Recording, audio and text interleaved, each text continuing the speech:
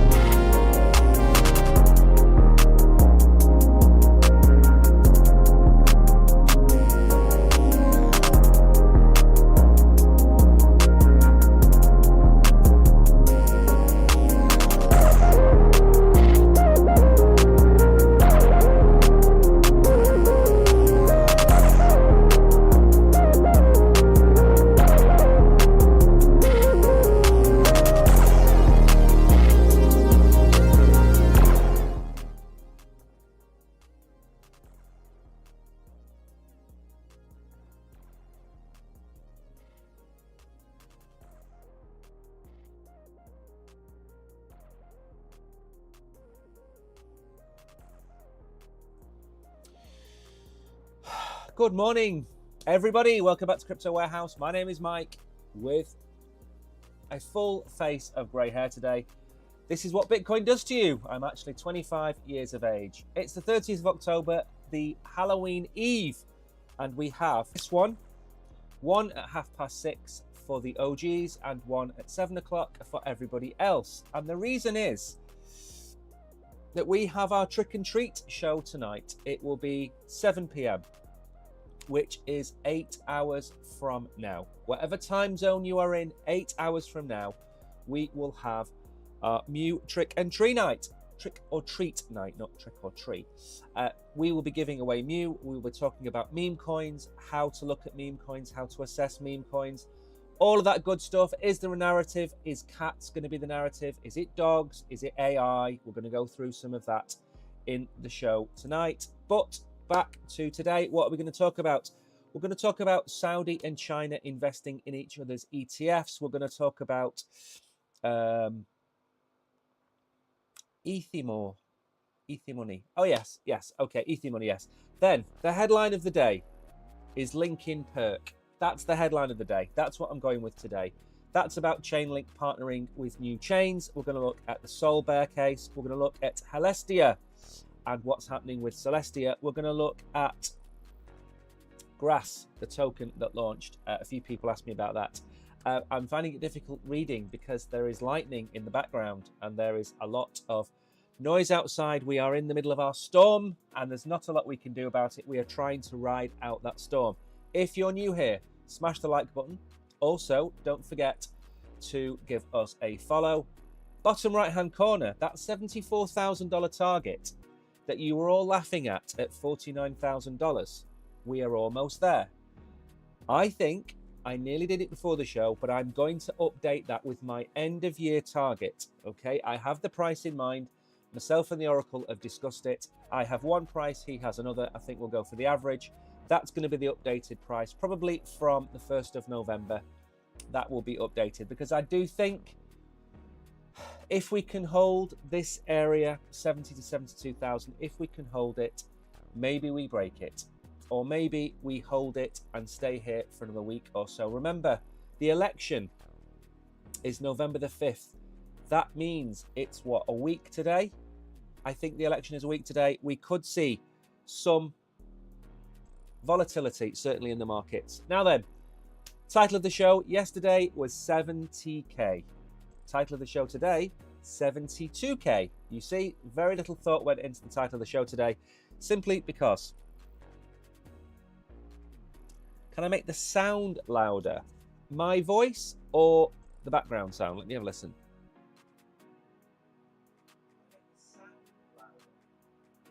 Let me just try and tweak this up. Okay, testing 1, 2, 3. Is that any better? I must have a different setup because when I listen on the mobile phone or on the TV before the stream, it's all perfectly loud. Is that any better? The microphone is here. I can see the volume. The volume looks okay. Anyway, okay. Also, bottom left-hand corner, we are trying to get to 200,000 by the end of the year. I think we're going to do it, you know. I think we need 16,000 between now and the end of the year. I think it's a possibility. Now then, let's get into the markets.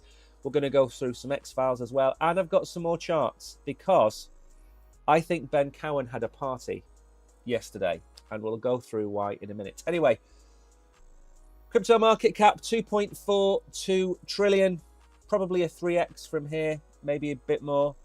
Volume over 100 billion, 102 billion. What does that mean? Well, it doesn't really mean anything in the grand scheme of things, but the more volume you see, the more positive price action we normally see. That's up over 100 billion. 120 plus billion is a really good day for me. So we're not quite there yet. Bitcoin dominance and ETH dominance is pushing on up. Bitcoin dominance is going for it. When is it going to break down? We're going to have a look at the charts in a minute. Bitcoin coming in then. Another day in the office, really. 72,500. I nearly said 60. That's how much 60,000 Bitcoin is etched into my brain. 72,500. ETH pushing up towards $2,700. Tether, again, the worst investment you can ever make, is up 0.05%. BNB is down a touch, Solana is down a touch, everything else is neither here nor there. I had a quick look before the stream as well. 30 days, Bitcoin is up almost 14%. What stayed with Bitcoin over that period of time? As far as I can see, Solana, Doge, and Sui. They're the only 3 coins in the top 10 or 15 that have stayed with Bitcoin. Everything else fallen by the wayside for now. Again, for now. We're going to talk a little bit about that in a minute. Gainers and losers then. Maker is up there. Sui, Say, Mantra is at 146. Chainlink is up there. Athena, Doge, Lido. A good few gainers over the last 24 hours. And I'm imagining that we're not going to see too many losers. No, Casper is down a bit. Bitenza, Cat in a Dog's World, which we'll be giving away tonight. But look, That's up 444% this year. I think we can forgive it a 4% correction. Radium is down. Again, radium is a good price at $3. It's a good price at $2.50. Whatever you can get into it at, it's going to be a decent coin. Popcat is still carrying on its merry way. NIR is down a bit, 434. I think that's also undervalued. So all in all, a fairly positive day. Now, what we are going to go through in the X-Files, I'm going to show you the liquidations. I'm going to show you Bitcoin dominance. I'm going to show you the ETH Bitcoin chart. And I'm going to show you the October. Where are we as far as October is concerned? I will show you in a minute. Yeah, I've turned it up, Mags. It's not quite as high as it can go, but it's not far off as loud as it can go. I've moved the bars all the way to the right. So hopefully you can hear me a little bit.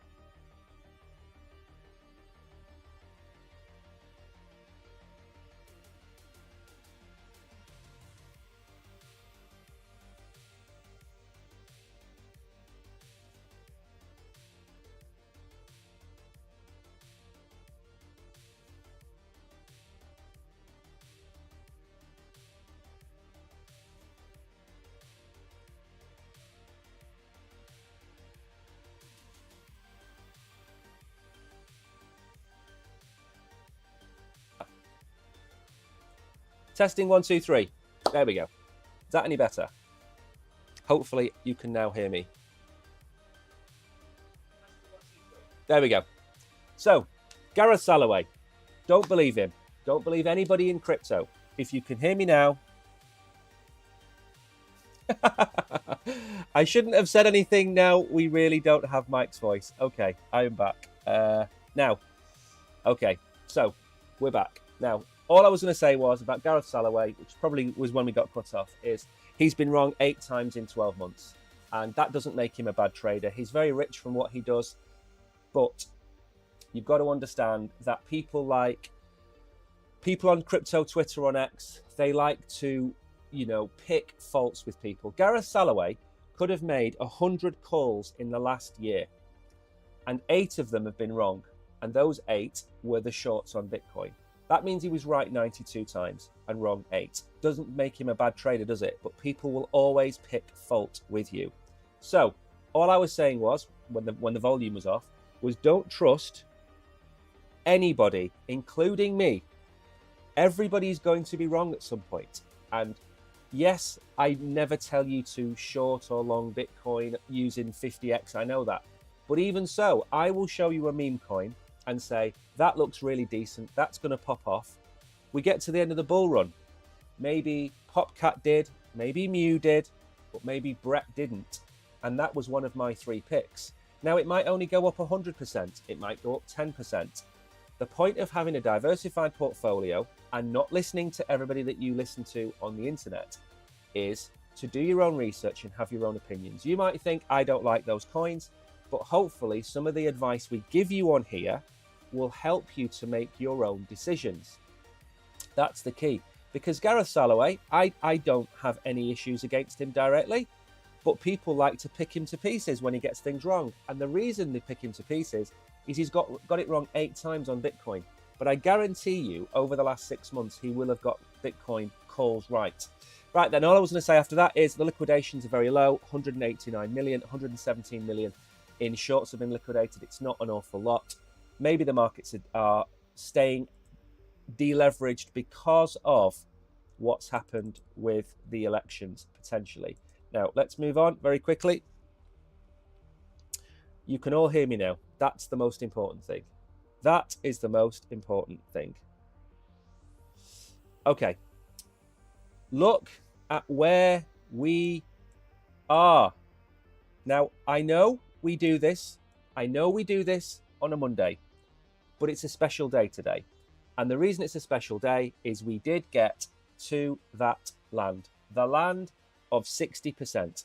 Okay, Ben Cowan has been probably dancing, screaming with his war paint on, dressed in nothing but a cloth towel around his waist, happy, screaming, popping balloons, all of those things, because we hit 60% Bitcoin dominance. Now, the 2 lines on here were just to demonstrate 2 things.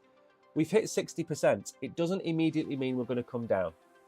We can continue towards the end of the year. And if we follow the trend line, again, look at what happened. We were on this trend line, and then we had a pop-up there. We've then, on this trend line, we've had a pop-up here. We might be now on a new trend line, okay? But we're heading towards 61%. And again, there is no hard and fast rule that says we hit 60 and fall. We could hit 61, 61 and a half, 62, whatever it might be. It might not be December, but we did it. That's why I'm showing you this chart. We don't need to look at it anymore. We look at it on a Monday. And then we're going to look at something on Bitcoin ETH chart. Now, you will notice today, I have started to remove a lot of lines from the Bitcoin and other charts, simply because we've now moved on. We have progressed. We have developed.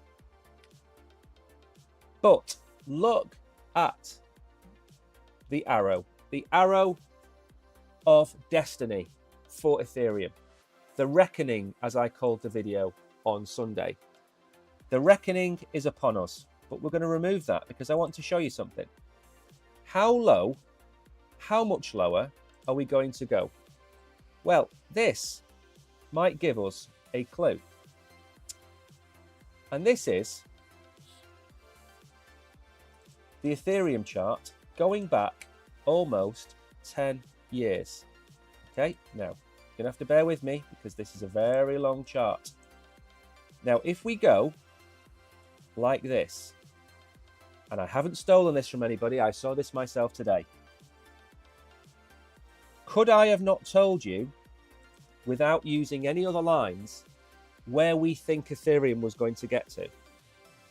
Using this trend line and showing you that each time we've been down here and here, even I suppose here, people have said Ethereum is dead. Ethereum is finished. There is no reason to hold Ethereum. Get rid of it, okay? And what happened on each of those occasions? Ethereum made gains against Bitcoin, okay? Each time. So what do we think is going to happen now? Well, I made the video, Ethereum the Reckoning, and in it, I didn't show this specific chart, but I did give you some price targets for where I think Ethereum is going to go to. And I think it was only for the OGs, I think. We are down on this trend line, which is actually a 9-year trend line. And we only come down to it when Bitcoin dominance breaks out. Now, these two lines, which appear very close to each other, these are the end of the year, which is fast approaching, and then April the 21st. Why have I put April 21st in there? Ethereum has a better quarter 1 than a quarter 4 in a year. So this is to be expected. Ethereum doesn't do very well at the end of the year. It's probably tired, probably doesn't like the cold weather. But maybe Ethereum has New Year's resolutions and it says new year, new me, and then spends January, February and March going up. And that's why we've got that line in there. At some point here, we are now going to bottom. And if I was a betting man, I would say that we are going to do that. Okay? Maybe even a little bit more dramatically than that. Okay? Because if we look back, the sudden move, so we bottom and then we pop. Okay? We bottom, then we pop. We bottom, then we pop. Maybe that move is going to be a lot more sudden than we expect. But what it means is, had you swapped all of your Ethereum to Bitcoin at the peak, that would have given you 1 Bitcoin for every 11 Ethereum. If you tried to do that today, you would get 26, 27 Ethereum for your 1 Bitcoin. So there's no point in doing that. Conversely, if you'd bought Ethereum with Bitcoin at the top, you'd have got 11. If you'd waited until today to buy Ethereum with 1 Bitcoin, you'd be getting 26 Ethereum. So which was the best time to buy Ethereum? Now. Now is the best time to buy Ethereum. The time to buy Bitcoin was way back when. So if you think you are going to sell your Ethereum, you're selling at the bottom. You're selling the bottom, and that's against Bitcoin, not against the dollar. Bear that in mind. This is the Ethereum Bitcoin chart. Question from Kabir, and good morning, Tariq. What is Bitcoin market domination? Is it a percentage of total crypto? Yes. So, very quickly. Now you can all hear me. Okay, that's the most important thing. You can all hear me now. The total market cap of, let me just skip this. There we go. The total.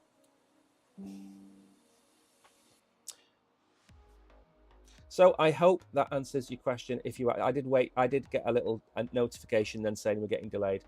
Good morning, Tariq, and good morning, Solo Sky, Danny, everybody else that's in chat. I hope that helps. So basically that's what it's for. Now, the last one I'm going to show you, if the internet stays up, we've had some internet problems here. Again, we're in the middle of a week of storms, okay? We've had one Monday going into Tuesday. We've now got one now going into tonight. We're going to try and get to the studio to do the stream. It's just not good weather. Right then, where are we then with the Bitcoin monthly returns? October, which should have been October. 2 days left to go. 14% up. We did have a green September. November and December will, if you go back and look at 2020 and 2016, they will also be green months in theory. So Bitcoin is having its time in the sun, its time in the spotlight. Ethereum, as I mentioned to you a minute ago, if we go and look over here, if you visually divide the screen in half, you will see that 2/3 of the first half of the year is green, and you will see that half of the second half of the year is red. If we go and have a look at quarterly returns for Ethereum, you will see that the quarterly returns for Ethereum in Q1 are way better than in Q3 and Q4. Okay, so Bitcoin is going to have a solid end of the year, Ethereum not so much. Start of next year, we do expect Ethereum to shoot up. Now then, how long do we have left? 11:25. If 62%, then fib level and BTC crash and alt season starts. I think we could get to 62%. Yeah, you could be right. But again, we don't know precisely when that's going to be. You can kind of say, rule of thumb is 60% end of the year, end of the election year. That's what you can say. It will go into January and it will probably go more than 60%. And then, yes, the breakdown on Bitcoin is dramatic. I went through that yesterday, the day before. It takes 2 months for the Bitcoin dominance to collapse. Alts will absolutely rip over that period of time. Then we're going to have the end of the bull run. Bitcoin will top out, the other alts will follow. You've probably got a 2-month period to get out from the start before we think we're going to go up, to when we go up, to when we come back down. That triangle is about 2 months. So you don't have to do it on day one. And the key here is, if we get to $200,000 on Bitcoin, which I think is unlikely, but it's a round number. If you get to $200,000 on Bitcoin and you dollar cost average out because you believe this is the blow off top, and you walk away with an average, they're long enough for me to finish this stream. I do apologize if you are watching in the middle of a storm and the internet is going up and down. I'm being told that my stream health is excellent. So I'm trying. I am trying. Anyway, we're going to move on. We're going to try and get through it as fast as possible now because I'm expecting it to keep cutting out. When we go to the studio later, we have more than internet. See, we have one line coming in, and it might be a fiber line, but the internet problems are not coming from the house. They're coming from the inclement weather. You tell me how a storm can affect the lines. I don't know. US Bitcoin ETFs could face potential impact from the China-Saudi liquidity partnership. Now, this is a bit of an interesting one. Okay, they've agreed to put money into each other's stocks. According to recent reports, China and Saudi Arabia have struck an ETF quid pro quo following Chinese President Xi Jinping's visit to Rijia. Bitcoin ETFs currently hold 64. Okay, right. This allowed US dominate global ETF activity. We know some more about that. The new financial pact between China and Saudi Arabia could change the scenario. Bloomberg analyst Eric Balchunas, who is always on this show and put him on the X-Files. Each country is pledged to invest $1 billion into each other's ETF market. Saudi, for instance, will invest in the Hong Kong ETFs that include Saudi-listed companies. China will direct funds towards Saudi ETFs tracking Chinese stocks. The strategy is liquidity sharing, aimed to attract local investors by making ETFs in each country more appealing. The move could lure back local investors who might otherwise have chosen more liquid US-based assets. Again, there is always a war, not a physical war, but there's always financial wars between different people. We've talked about China and India and BRICS trying to replace the US dollar as the petrodollar, the global reserve. ETFs are no different. There is a global fight for funds, and it goes on. Now, personally, I think there's an awful lot of creative accountancy that goes on with stuff like this. If I lend you $1 billion and then you lend somebody else $1 billion and somebody lends me $1 billion, that $1 billion becomes $3 billion on the asset balance sheet. I don't agree with that at all. I think that is a terrible way to do things, and not good. Not good. I have to be very careful what I say as well. Now then, let's move on. Let us move on. Here we go. Right, we're very quickly going to show you the Bitcoin chart, just to show you where we are. Now, like I said at the start of the stream, if my voice was still there and I hadn't had mic problems, we're coming in at 72.5. We've taken out everything but the all-time high. And we need to move in to see just how close we came. Okay? We are very, very close. Are we back? Are we back? Or are we done for? That is the question. I think we're back. Gonna have to go quick. Very sorry. Very stormy outside. Okay. I'm back. Perfect. Right. We were going to talk about the Bitcoin chart, were we not? And we were saying we've taken out everything but the all-time high. So what does that mean? It means the next time we break up, we're going to go into price discovery. Anybody that gives you a definitive answer on what price we're going to go to is basically trying to clickbait. We don't know where we're going to go to. So we have targets: 84, 86,000, 80,000, all of these being mentioned. If you listen to some of the more bullish commentators, you will see them talking about $100,000 by the end of the year. I think that is excessive. I think we can get to the 80s. Remember, we kind of do these legs up in tens of thousands at the minute. So we've been in the 60s for most of 7 months. Excuse me. We've now broken into the 70s. The next logical step is to get into the 80s. 80 to 86,000 would be the next logical step as a target, not set necessarily today or tomorrow, but as a target. So I think that's where we can get to, but we don't know for a fact that we're going to do it. So people need to be very careful when they are being told by all of these incredible soothsayers that we are going to 150,000 by the end of the year. Nobody knows, okay? It all depends on the volume. It all depends on the election. All depends on lots of things. Now, Ethereum holds key support as analysts project a $6,000 target. Now, I said that we could be at about 6,000 in the video, and the run to the end of the year would take us a little bit higher. Next year, 2025. $6,000 target. If we can keep 2,400, we're currently at nearly 2,700 now.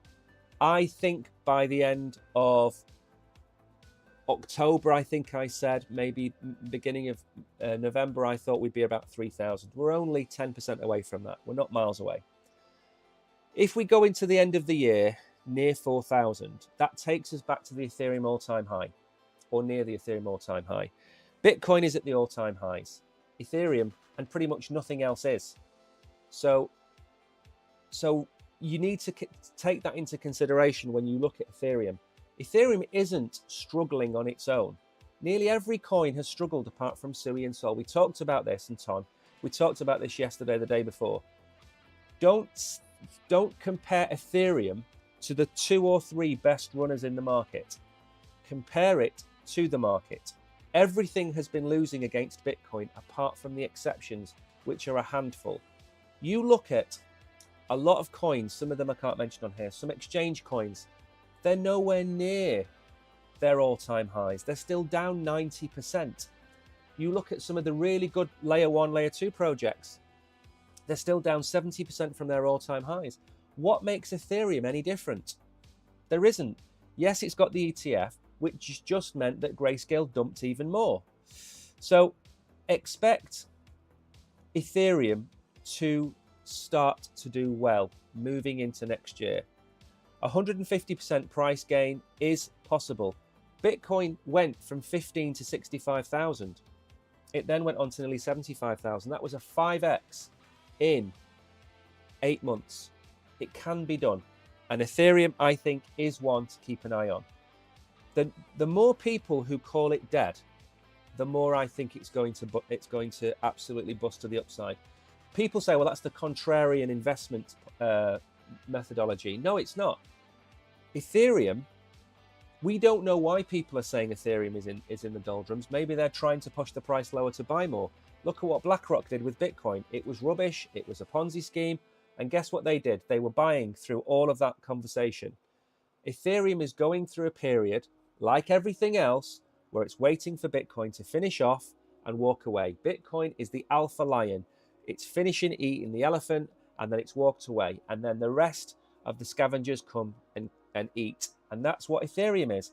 It's still blue chip. It's still the second biggest cryptocurrency in the world.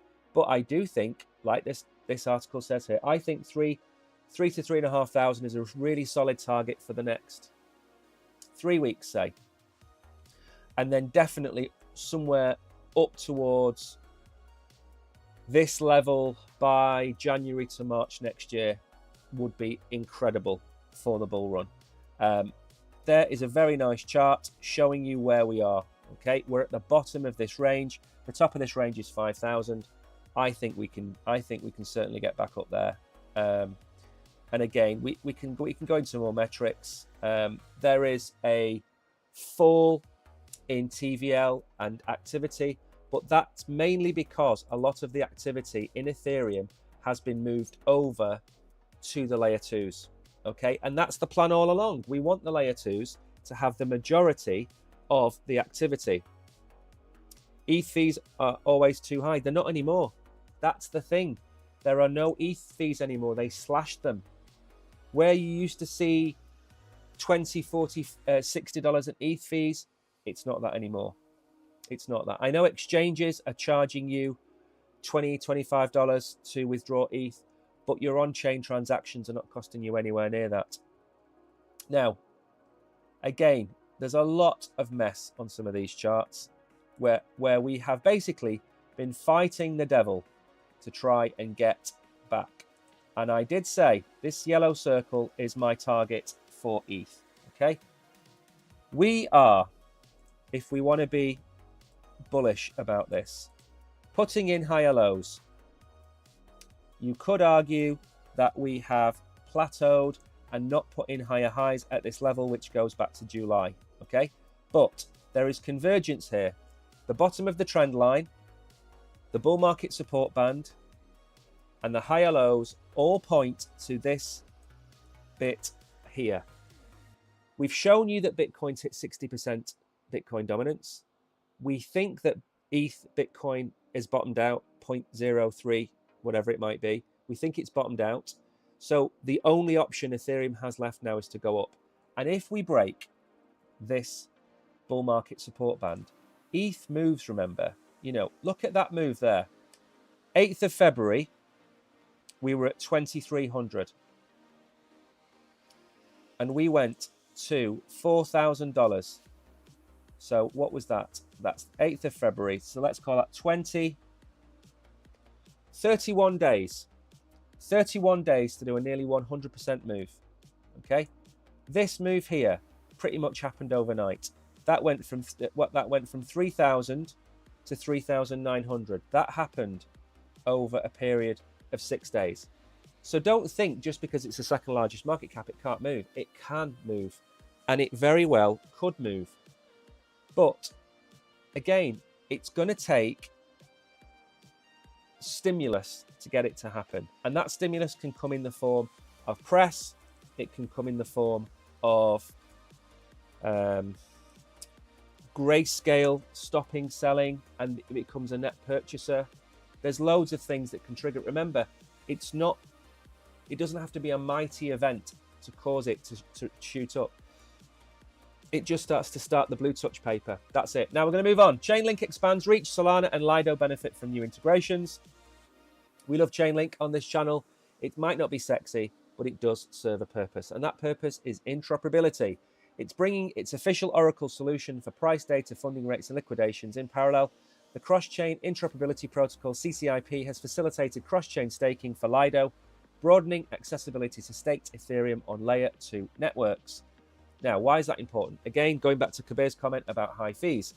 If you can stake your Ethereum and you can stake it on Polygon and it's cheaper, 10, 15 cents a transaction, you would stake it on Polygon or Arbitrum or Optimism or Base, whatever it might be. You would stake it there. You wouldn't stake it directly onto Ethereum. So there is opportunity there. Now, the data streams are available on Solana. The GMX Solana is founded on transparency and decentralization, principles that align closely with Chainlink's approach to enabling DeFi at scale. The Chainlink data streams will help ensure our derivatives markets are supported by decentralized, battle-tested infrastructure, enabling a fair trading experience while fully leveraging Solana's performance benefits. Why does this matter? What you might say to yourself, why do oracles matter? The prices of everything that is traded is based on data from somebody like Pyth or Chainlink. Imagine that you were going into a Bitcoin long at 71,900 and you want to get out at 72,200, for example. That $300 move at a 50x could make you $5,000. Now imagine that those are instantaneous prices provided by Chainlink. You are in and you are out, and it is quick as anything. Okay. Now imagine that those prices are provided by an in-house team that have an API call that runs every second. That makes a massive difference to people that are using automated bots and have automated the system.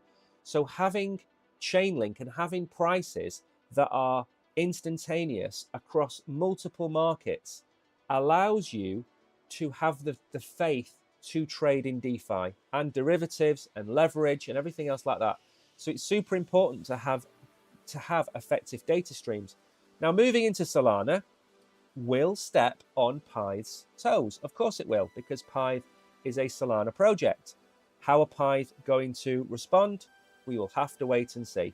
But again, this is bullish news for Chainlink, it's bullish news for Lido, and it's massively bullish news for Solana. Why? Because it will have the two biggest oracles in Pyth and Chainlink running in the background, providing the feeds that everybody wants. It's great for Lido because Lido can now advertise the layer 2 on-chain staking. It's all good news. It's all good news. Now then, moving on. Sol Layer launches the SUSD, Solana's first yield-bearing stablecoin. Now, remember we talked about USDY. USDY is the yield-bearing stablecoin from Ondo, or it's on their platform. I think they've built it, okay? So this is another yield-bearing stablecoin. What does that mean? It means if you have $1,000 in USDC or $1,000 in USDT, in a year's time, that will still be $1,000. It will not have changed. If you buy SUSD or USDY and they pay you, let's call it 5%, you will have $1,050 in 12 months' time. So over time, this coin is not going to be worth $1. In fact, in 3 months' time, it's likely to be worth $1.01 or $1.02. So it won't, I don't think retail are going to enjoy this because retail are going to say, why am I buying a US dollar for more than it would cost to buy Tether or Circle? Okay, so this is offering an annual yield of 4 to 5% without staking. It's backed by treasury bills. Again, they're becoming the backbone of crypto. So America should be really bullish on these stable coins and not trying to sue them. The platform allows users to participate with a minimum of $5, democratizing access to the digital economy and facilitating the integration of tokenized assets. So the SUSD is the first synthetic stablecoin backed by real-world assets on the Solana blockchain. The creation of SUSD was carried out in collaboration with Open Eden Labs, a tokenization platform. Again, this is bullish news. It's all bullish news. Now, if this was an algorithmic stablecoin, I would worry. If it was backed by Solana or a series of different coins on the Solana ecosystem, I would worry. Okay, but it's backed by US Treasury bills. So what does that mean? It means that if Sol Layer needs to liquidate and pay everybody back, it can sell all the Treasury bills and pay everybody back. If it was backed by Solana and Solana went to $5 from $150, then your dollar will be worth, what's that, 2 cents. So you have to have it backed by real world assets, in my opinion. It's the only way forward. I'm not a fan of algorithmic stable coins anymore. Right then, Celestia under a dark cloud, gigantic token unlock looms. Now this is a worry for me about lots of different projects. I reviewed a project called excuse me, Crossworld, and I believe it to be a scam. There's no evidence of any of the partnerships, but they only unlocked 8.3% of the token. That means that 92%, let's call it 92% of the token, they still own. You're going to see a 12x inflation on that token. So your $1 that you have today of Cross could be worth 8 cents in 4 years' time when all the tokens have been released. We've seen this with Arbitrum, 74% got unlocked. Now Celestia is going to have a massive token unlock. And again, I think maybe in the future, Celestia may have another run. I think it ran too far, too quickly, too high because of the farming, the airdrop farmers. It went to $20. It was a good trade for a long time. Now it's back down at $4 or $5. But today, in 2 or 3 hours' time, they are going to increase the circulating supply by 80%. Okay? I am not a financial advisor, but if I held Celestia and I was in profit on Celestia, I would be looking to get out of that position. Okay? I've seen people talking about it being a possibility to short Celestia. That's an opportunity for you. I'm not going to advise that.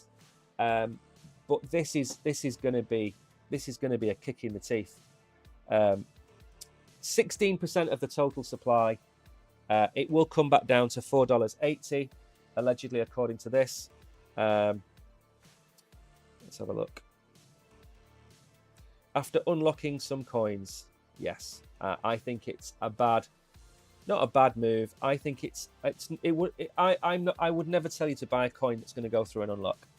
Okay, because I think it's dangerous. Now, what we'll do, I'm not going to say that the internet has stayed up for the last 15 minutes and worked, but we're going to go and have a quick look at the Celestia chart. I haven't looked at this in... We'll probably see the last time I looked at it by the fib that's on there. Let's have a quick look at the Celestia chart. Now let's move over and have a look. It's on the daily. Let's have a look. Okay, right. Celestia got as high as $20. It peaked at $20 in February, and it's done nothing but retrace. Now the issue is, for me, that we have seen it come down even further. I genuinely believe with an 80% unlock, we are going to see a $3 Celestia. I think the sell pressure on this token is going to be so high that I think we are going to see the sell about there. I think it's going to dump. Now it's already down, but so is every other coin. Let's not pick on it because it's retraced to $5. This was all token farming, in my opinion. All that there was token farming, and that ran from end of December through to April. Token farming. Bitcoin retraced, yes, everything else did. That compounded it. But for me, I'm not going to look to buy this coin at any time in the near future. If this coin goes down below $3, there may be an opportunity to go and have a look at Celestia and seeing what it's building, because that would be another 40% off its market cap. And then it might become a coin that you would consider buying. So have a think about that. Have a think about that. Rise and some fall. Yeah, I don't think this is going to rise, though. I think this is pure sell pressure on this token, and I don't think it's going to survive. Right then, we're going to move on to grass. Now, again, we're going to look at the grass chart, and there won't be a lot to see. We'll bring that up in a minute. We're not going to go through the article on Celestia. We know what the outcome is. Now, $50 million worth of unclaimed grass looms large over thin on-chain liquidity. This was an issue that a few people messaged me about. Should they keep grass, sell grass, what to do with it? And my personal strategy is to sell the majority of token airdrops that I get. And the only one I've kept in the last 3 weeks has been Deep, which is the liquidity solution on Sui. And I kept it, and it ran all the way up, and it's come back down. It's found a lower level, not a lower level than I got it at, but a lower level than its top. It's leveled, and now it's starting to move up again. So Deep, for me, is the only one I've kept. I've sold everything else. But with things like grass, how many airdrops do you want to keep? Do you want to keep them all? Do you want to have an exchange where you've got 35 different airdrops all worth $1 and $2 and $5 and $10 on the hope that one of them does a 10x? If you sold them all and put them into one of the coins you think are going to have a run. So let's say you think that AVAX is going to have a great bull run. Why aren't you selling your airdrops into AVAX? Or let's say you think Sui is going to go on to $10. Why aren't you selling them all into Sui? Keeping a $30 bag of a coin that's been airdropped to people with all of that sell pressure is going to cause the price to come down. And it will recover in time. You know, if this is a solid project, it will come up. We can look at Dupe as the perfect example. It came down to 50 cents. I was buying it every other day at 50 cents. It's now at $1.05, $1.10. It's still not come massively up, but it has recovered. So the issue here was they had this token with a huge amount of airdrops and no liquidity. There was no liquidity, okay? 66% it came out at. It was $1, but it has retraced an awful lot. Despite Grass's strength, a considerable number of tokens are still unclaimed.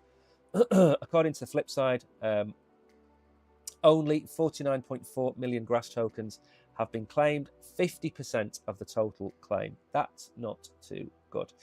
However, there's no liquidity on this coin. And for those of you that have never looked into liquidity, if you've got a $100 million project and you've got liquidity of $1 million, that's going to cause the token to be massively volatile, because if there is a $500,000 sale on that token, there's only $1 million of liquidity to fulfill those orders. If you look at a token that's got 50 or $100 million in liquidity, it means there's quite a big order book on different exchanges. So that's a little bit more, it's a little bit safer to trade. And again, it's you know, if you look at a $1 million market cap project and it's only got $100,000 in liquidity, it doesn't make it a bad project.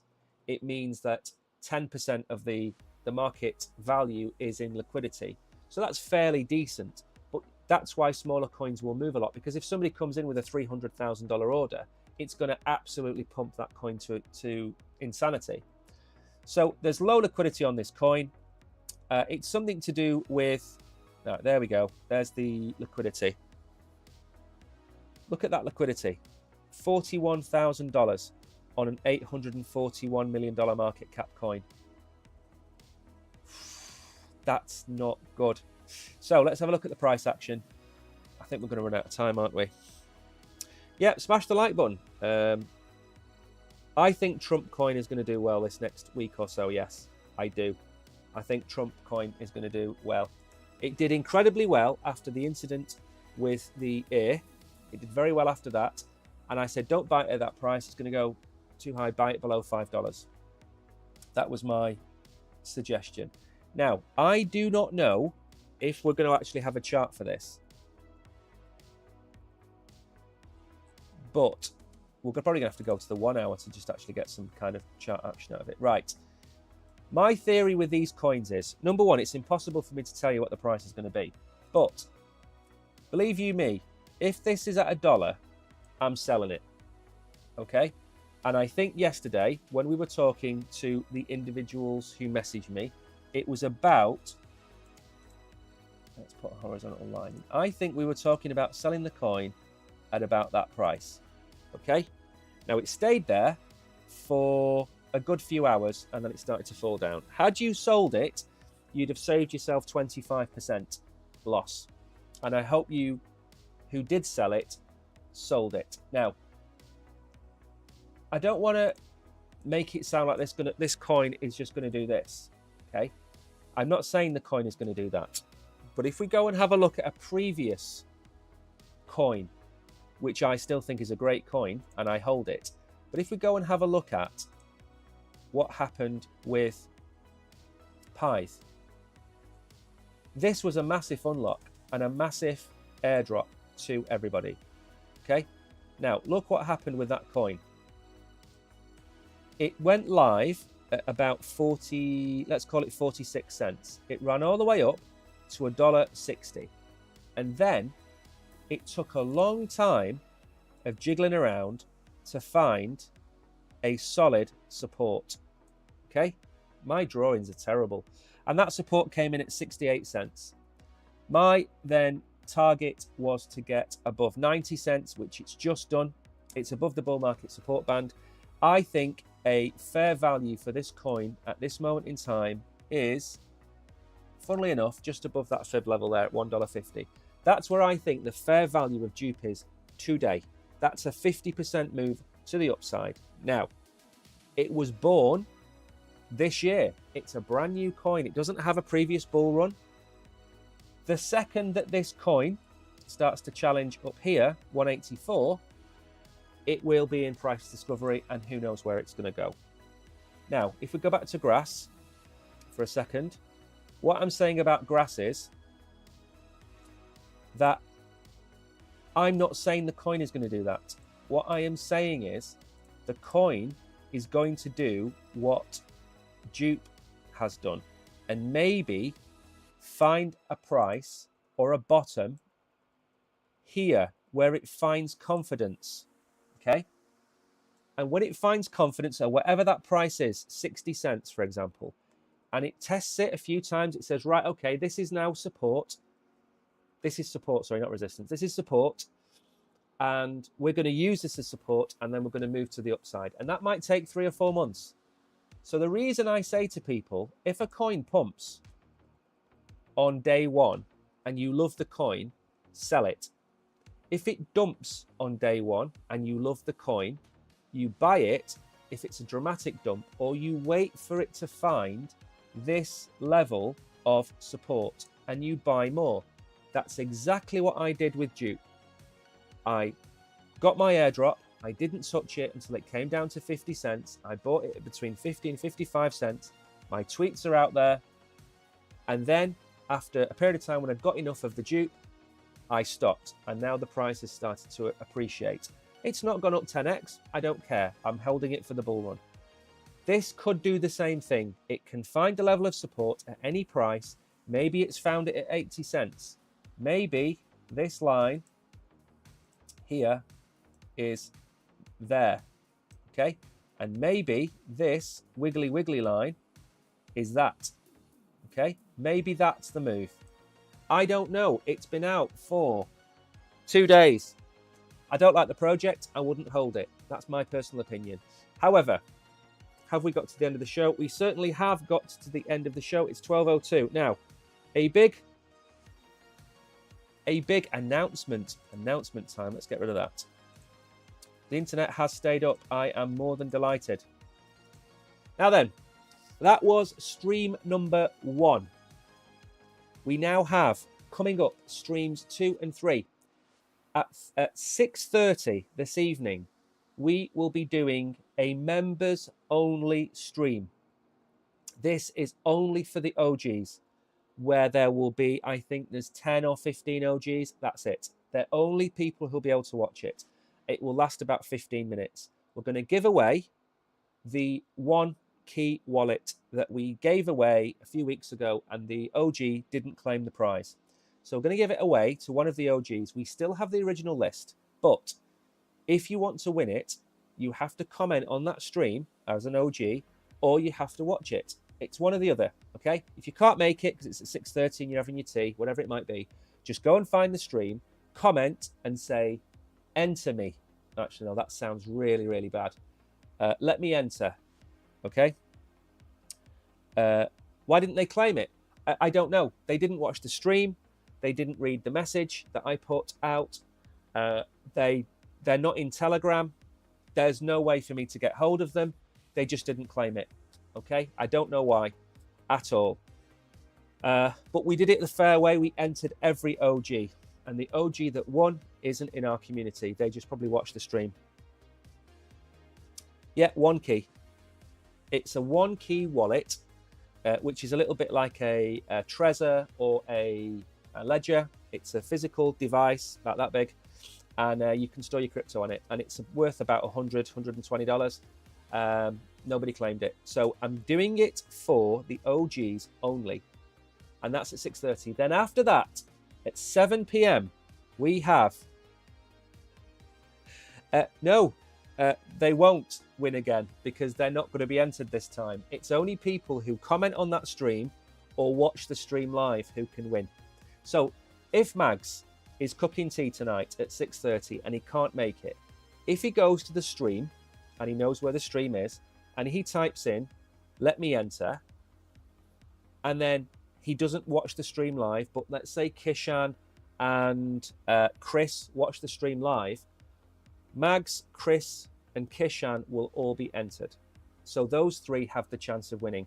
So you either have to comment on the stream or watch the stream live, but it's only a 15-minute stream and it's going to start dead on 6:30 and it's going to be over by 6:45 because this on the screen now is tonight at 7 p.m. 7 p.m. Central European Time, 6 p.m. in the UK, which I think is Universal UTC, whatever it's called. That's tonight. So that is in 7 hours. Let me just double check. 7 hours from now. Whatever your calendar is, 7 hours from now, this is the stream. I and the Oracle will be streaming from the office, and it will be a Halloween themed special. So we're going to give away Mew, the coin, the cat in a dog's world. We're going to give that coin away. Haven't quite figured out how much you're going to win yet, but you're going to win a chunk of Mew. And my humble opinion is you should keep hold of that Mew. The people that won the Mew, let's see, when was it? A month ago, they're up 100%. So everyone that won Mew a month ago, I think Chris got some for his birthday as well. Everyone that won Mew should be up about 90 to 110%, depending on when you got it. So when you get this Mew, you're perfectly entitled to sell it, or you can hold on to it and put it in your meme bag for the bull run. That's your options. Anyway, that is it. I am off. Thank you, everybody, so much for coming. I will see you in 6 hours and 30 minutes time. Have a great day. Don't forget to subscribe to the channel. Don't forget to follow us and press the heart button, whatever else you do. And we will see you later on. And if we don't, happy Halloween for tomorrow. I am not streaming tomorrow, by the way. I'm going to have a lie-in because I'm old and it's cold and my back hurts. So tomorrow I'm having the day off, and we've got 3 streams today. I was going to say, what do you want? Blood from me. But given that it's nearly Halloween, I imagine most of you will be vampires. So see you all in 6.5 hours.